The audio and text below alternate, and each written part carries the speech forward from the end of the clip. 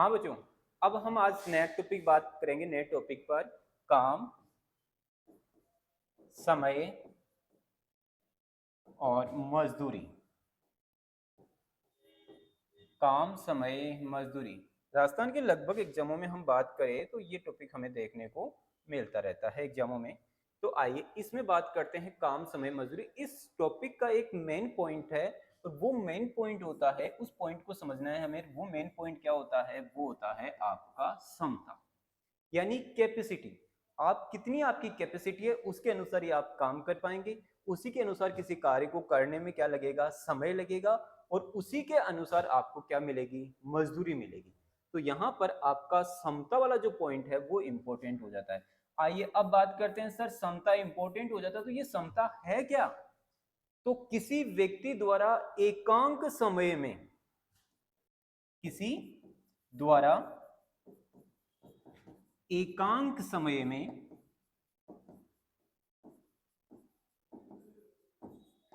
किया गया कार्य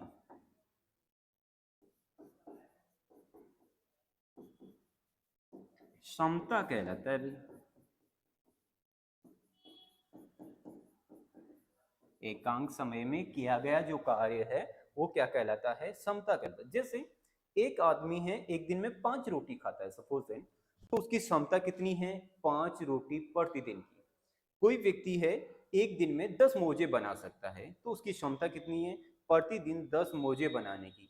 एक व्यक्ति है, रोजाना 5 घंटे पढ़ा सकता है, तो उसकी क्षमता कितनी है? 5 घंटे प्रतिदिन पढ़ाने की क्षमता है। तो किसी भी कार्य को करने के लिए उसकी जो क्षमता होती है वो इम्पोर्टेंट होती है।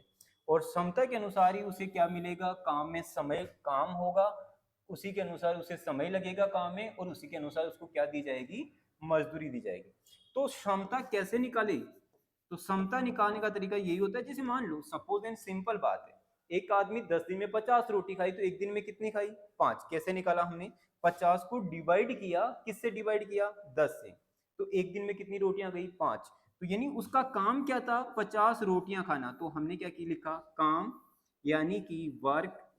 और वर्क को हमने डिवाइड कर दिया दिनों से, यानी टाइम से, यानी कि हमारे पास में क्या आ गया? समय आ गया। तो हमने इसको डिवाइड किया, किससे डिवाइड किया? टाइम से डिवाइड कर दिया। तो समता निकालनी है तो समता बराबर क्या हो जाएगा? काम बटा क्या हो जाएगा? समय। अगर हम बात करें थोड़ा सा और, ठीक है नहीं, तो जैसे अब हमारे पास में सर कभी काम निकालने की आवश्यकता हुई तो कुछ क्या करेंगे? कुछ नहीं करना है। यहाँ पर जो समय है वो किसमें है? भाग में। बराबर के इधर आएगा तो किसमें आ जाएगा? गुणा में। यानी कि हमारे पास में क्या हो जाएगा? हमारे पास में आ जाएगा समता गुणा क्या हो जाएगा? समय बराबर क्या हो जाएगा? काम।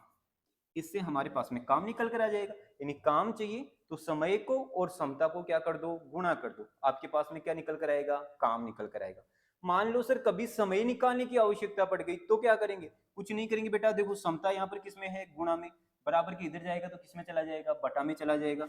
यानी कि हमारे पास में समय बराबर क्या हो जाएगा? बराबर हो जाएगा काम बटा समता। बराबर क्या हो जाएगा? काम बटा समता। लो जी, समय भी निकल कर आ गया। तीनों को निकालने का फॉर्मेट हो गया। क्या सवालों में हमें ऐसे सूत्र निकालने पड़ेंगे? नहीं बेटा, कभी नहीं निकालने पड़ेंगे। मैं बिना सूत्रों के ही करवा दूंगा आपको। देखो जैसे आपके पास में सवाल आ गया, एक सवाल लेकर देखते हैं हम लोग सर कैसे करेंगे। तो आइए ये सवाल देखते हैं। किसी कार्य को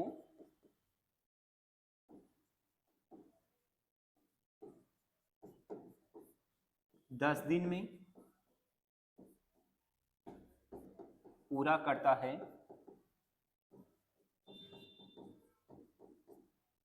तथा बी उसी कार्य को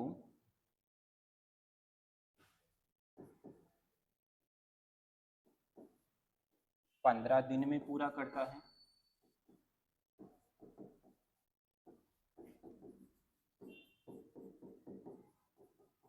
दोनों मिलकर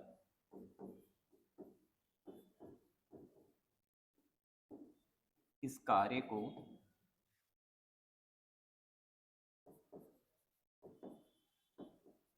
कितने दिन में करेंगे?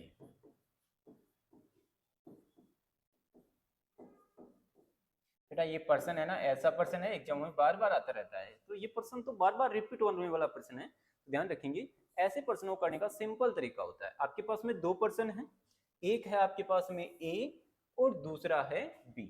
इस ए की काम है, उस काम को करने में ये तो 10 दिन का समय ले रहा है ए, और बी है वो कितने दिन का समय ले रहा है, 15 दिन में। तो आप सिंपल ही करें इस सवाल को कि आप लिखिए ए, और ए का जो समय है वो है 10 दिन, तो आप सामने लिख दे 10।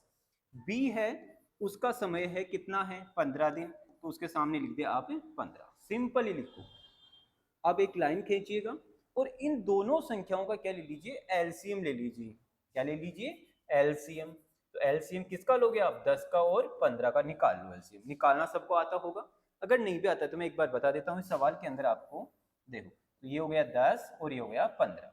सिंपली आप इसको छोटी से छोटी संख्या से डिवाइड करवाइए, चाहे एक ही संख्या क्यों नहीं डिवाइड हो रही हो। जैसे 2 से डिवाइड करवाते हैं, 10 में चला गया 5 बार, 15 में नहीं गया तो लिख देंगे 15 का 15।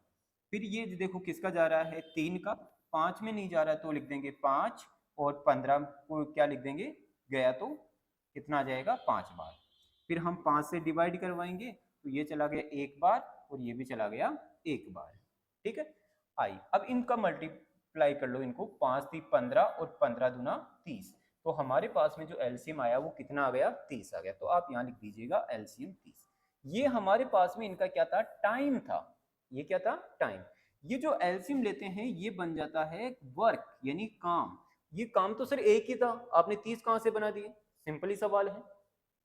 ये काम 30 बना बेटा, एक ही काम था, लेकिन उस काम के हमने छोटे छोटे कितने टुकड़े कर लिए, 30 टुकड़े कर लिए। अब हम इनकी क्या निकालेंगे, कैपेसिटी निकालेंगे। अब कैपेसिटी कैसे निकालते हैं, काम में भाग दे दो किसका, समय का। तो 30 को भाग देंगे हम किससे, 10 से। 30 को भाग दिया 10 से तो कितने बार गया, 3 बार। तो एक की कैपेसिटी कितनी आ गई, 3। यानी कि ये एक दिन में कितने काम करेगा, 30 हिस्सों में से 3 हिस्से काम कर देगा। ऐसे बी की कैपेसिटी निकालेंगे, 15 का भाग देंगे 30 में, कितना आ जाएगा हमारे पास में, हमारे पास में आ जाएगा 2। यानी कि 30 में 15 का भाग जाएगा 2 बार। तो इसकी कैपेसिटी कितनी आ गई, 2 आ गई। अब देखते हैं हम लोग कि हमारे पास में अब काम को करने के लिए दोनों साथ में आ गए, ए और बी। तो भैया दोनों की मिलाकर समता कितनी हो गई, दोनों की समता हो गई सर 3 + 2 कितनी हो गई, 5। अब हमें क्या निकालना है, दोनों का टाइम निकालना। तो भैया काम कितना है, काम है 30 सर।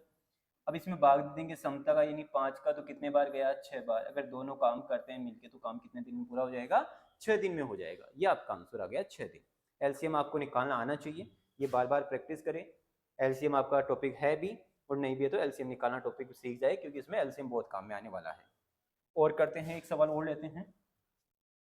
2 की जगह हमारे पास में 3 पर्सन हो जाते हैं। जैसे सपोज ए है वो किसी काम को 8 दिन में करता है, बी करता है 12 दिन में, और सी करता है हमारे पास में 16 दिन में।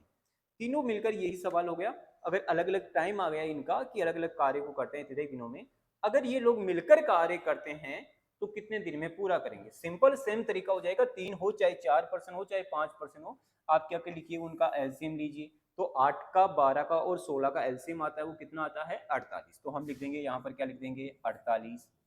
फिर इसको डिवाइड करके वही क्या निकालेंगे, कैपेसिटी निकालेंगे, क्योंकि ये हमारे पास में टाइम है, ये वर्क है, और ये हमारे पास में क्या हो जाएगी, कैपेसिटी हो जाएगी। तो 8 से डिवाइड करेंगे कितने बार चला जाएगा, 6 बार। यानी ए की कैपेसिटी कितनी है, 6। बी का निकालना तो 12 चौका 48, यानी कितना आ गया, 4। 16 का देंगे बाहर, कितने बार जाएगा, 3 बार। तो ए की कैपेसिटी हो गई 6, बी की कैपेसिटी हो गई 4, और सी की कैपेसिटी कितनी हो गई, 3।